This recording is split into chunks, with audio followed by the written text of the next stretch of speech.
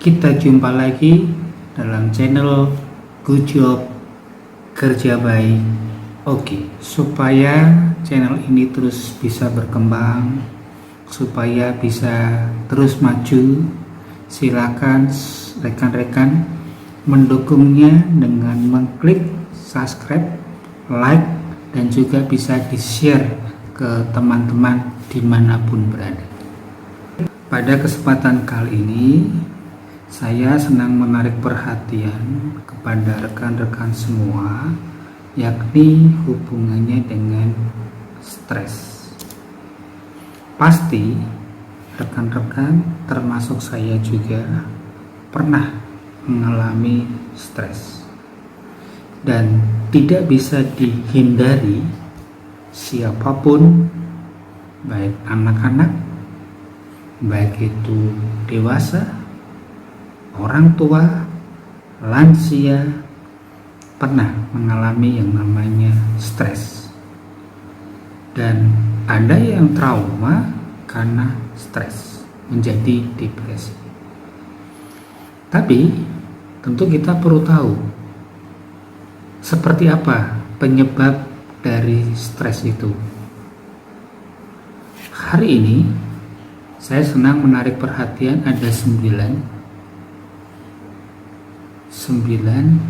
yang berhubungan dengan stres atau penyebab dari stres. Yang pertama, ini sering terjadi, banyak kasus, banyak peristiwa, bukan di Indonesia saja, di mana saja ada, yakni perceraian. Perceraian adalah satu penyebab dari stres. Biasanya awal-awal dulu, bagi mereka yang mungkin sedang berpacaran antara pria dan wanita, sering waktu berpacaran menyampaikan kita akan hidup berpasangan sampai tua dan mati. Tapi fakta, setelah menikah, berjalan beberapa waktu, terjadilah perceraian. Mereka sampaikan dengan berbagai alasan, dan kesempatan ini saya nggak bisa sebutkan alasannya karena banyak alasan, dan pasti dari rekan-rekan juga pernah mendengar alasan-alasan itu. Banyak variasi alasannya, dan karena dampak ini juga membuat beban bagi banyak orang, apalagi karena perceraian bagi mereka yang sudah berkeluarga dan memiliki anak, pastilah ini merupakan penyebab utama stres, baik pasangan itu ataupun kepada anak-anaknya. Mengapa bisa terjadi? Otomatis sang ayah atau sang ibu dan juga anak punya beban sendiri, terutama kalau bagi sang ibu yang awalnya kehidupan ditunjang oleh suami menjadi harus single parents. Begitu pula sebaliknya, suaminya awalnya semua kebutuhan istri yang melakukan waktu di rumah, karena tidak ada, dia harus lakukan. Bahkan kalau itu mengurus anak juga tidak mudah. Karena kenapa? Anak juga menjadi beban. Bisa jadi karena perceraian orang tua, anak dijadikan bully oleh teman-temannya. Kamu nggak punya ayah, kamu nggak punya ibu, kamu nggak tahu rasa sayangnya seorang ayah atau seorang ibu. Bagi seorang anak, kalimat-kalimat kecil seperti itu bisa membuat stres. Maka masuk yang kedua, akibat dari stres apa? Tekanan di sekolah dan tempat kerja. Kembali ke awal tadi, yang pertama, perceraian, anak jadi korban. Otomatis tadi dikatakan bahwa anak dibully oleh teman-temannya. Ya, teman-temannya senang aja mengolok-olok, mengejek-ejek.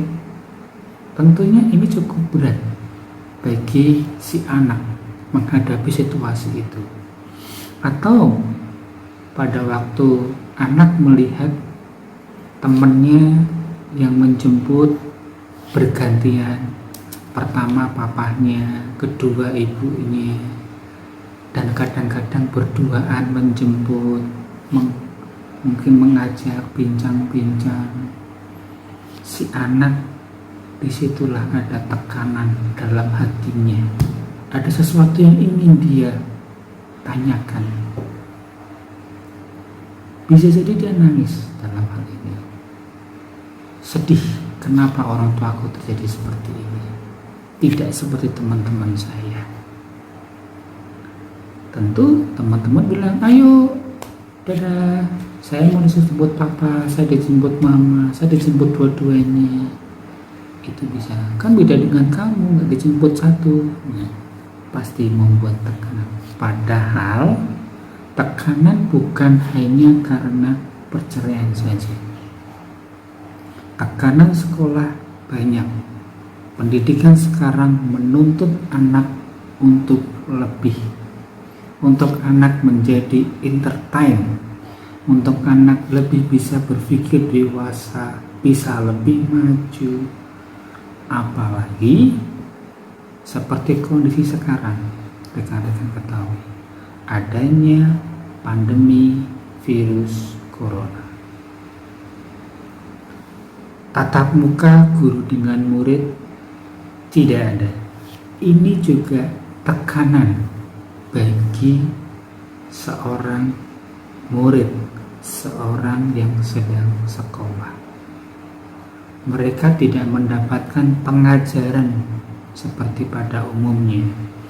Tatap muka itu satu hal yang positif, tetapi tidak bisa dilakukan karena cuman via Zoom, via meeting yang lainnya. Tentunya akan ada hal yang terbatas. Bagaimana kalau tekanan di tempat kerja? Ya, sekarang kembali lagi, kita hidup di pandemi virus corona. Beberapa perusahaan memecat atau memberhentikan karyawan yang awalnya banyak dikurangi. Tentunya yang biasa pekerjaan ditangani oleh sekian banyak orang hanya dikerjakan oleh beberapa orang. Pasti karena beberapa orang tadi pekerjaan menumpuk banyak. Nah, kalau pekerjaan menumpuk banyak, dikejar yang namanya deadline, waktu selesainya. Pasti ini juga membuat tekanan sendiri. Apalagi pekerjaan itu bukan keterampilan kita, bukan sesuatu hal yang kita bisa kuasai. Kita harus belajar. Tapi karena dikejar waktu, ini menjadi problem.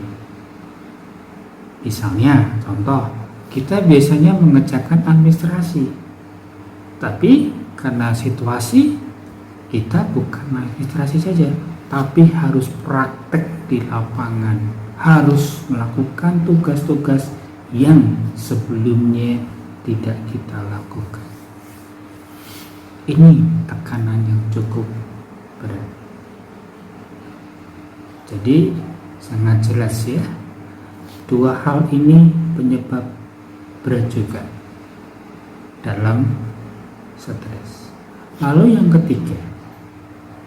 tiga lain adalah takut kehilangan pekerjaan, maka sebagai akibatnya bisa jadi tabungan yang disimpan sekarang akan terkuras atau habis.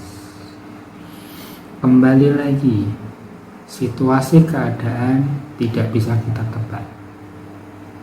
Sewaktu-waktu bisa berubah. Contoh simpel adalah pandemi virus corona. Dalam sekian waktu, hampir 1 tahun, perubahannya menonjol. Banyak perusahaan PHK karyawan.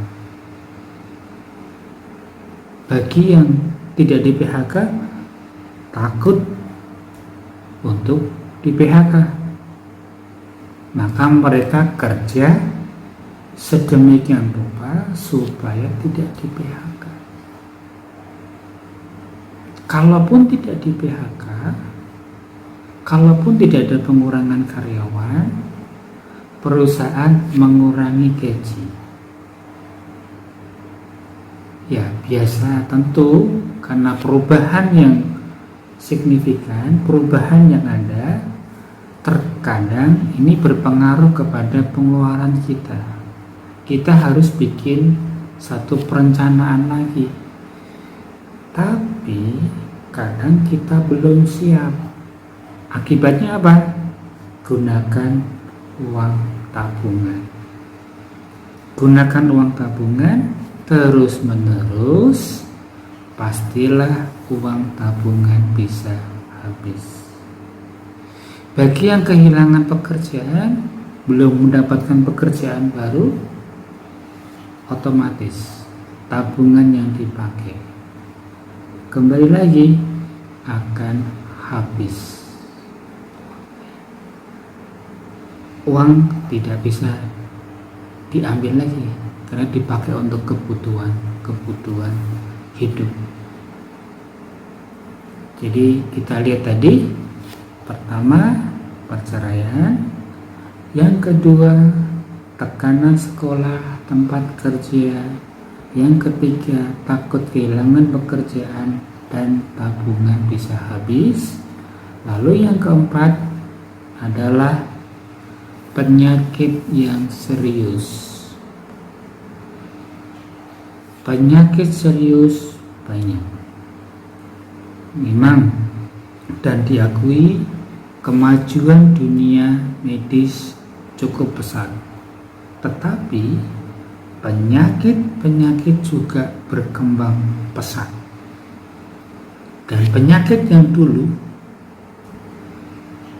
belum bisa diatasi, tetapi timbul penyakit-penyakit yang baru. Contoh paling gampang, mungkin dulu kita mengenal yang namanya pilek dan flu. Tapi mulai sekarang ada begitu banyak macamnya, dan bahkan bisa berakibat kematian.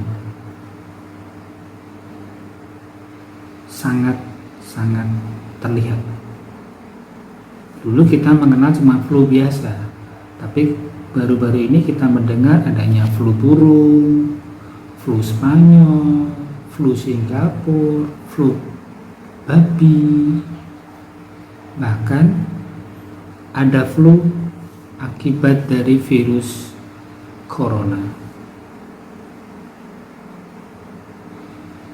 Atau kalau itu bukan flu, tetapi virus corona menjadi pandemi, dan pandemi ini di bola bumi ini, di seluruh muka bumi ini menghadapinya.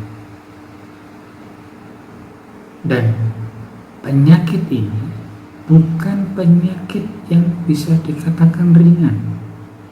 Faktanya banyak orang, mereka yang terpapar atau kena virus ini, banyak yang meninggal. Jumlahnya cukup tinggi. Hampir setiap hari mereka yang terkena penyakit ini cukup besar. Angkanya cukup besar, termasuk angka kematian juga cukup besar. Padahal masih ada banyak penyakit-penyakit lain yang juga belum bisa diatasi. Contoh, HIV/AIDS, Ebola, hepatitis, TBC atau tuberkulosis, kanker, tumor. Semua penyakit ini semuanya belum diatasi, belum bisa mendapatkan kesembuhan apabila seseorang terkena. Dari penyakit tadi, pasti ini juga bukan hal yang mudah bagi seseorang jika terkena. Ini penyebab stres juga. Nah, untuk penyebab lainnya apa saja? Kesempatan lain saya senang bahas hal ini. Saya senang berikan masukan, informasikan kepada rekan-rekan tentang yang lainnya. Sekian dulu dari saya. Good job, kerja baik. Oke.